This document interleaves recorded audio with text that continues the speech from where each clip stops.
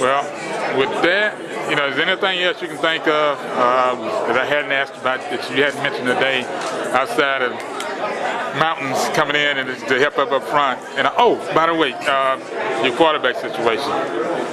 That's huge. For a kid to make a decision to not just transfer, but to find a place where he's comfortable at from where he's been.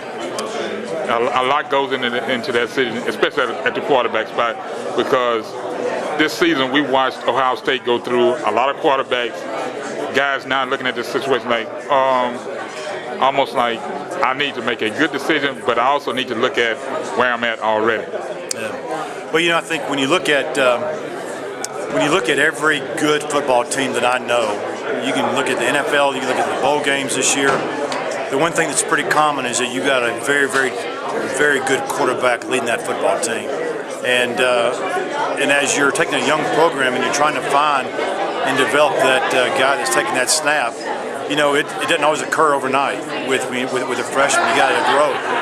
But when you have an opportunity to bring in a transfer guy, a guy who already has the skill level at a very high level, but also has a football IQ, has already seen the speed of the game, played fast, then what happens is you kind of go from, instead of going from 0 to 100, you go from 50 to 100.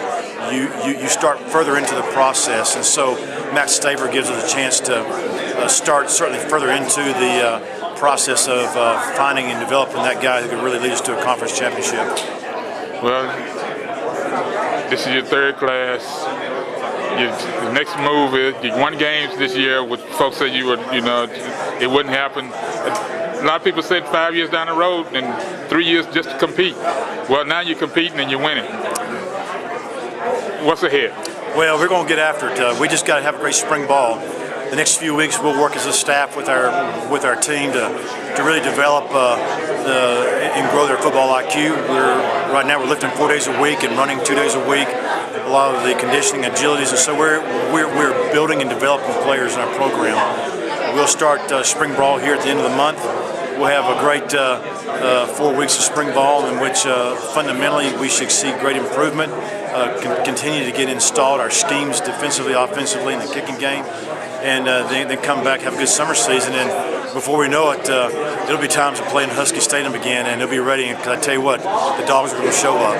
All right, Coach, thank you for your time, and hopefully everything goes out well, and no injuries, that guy's ready for first day. Hey, Dogs up.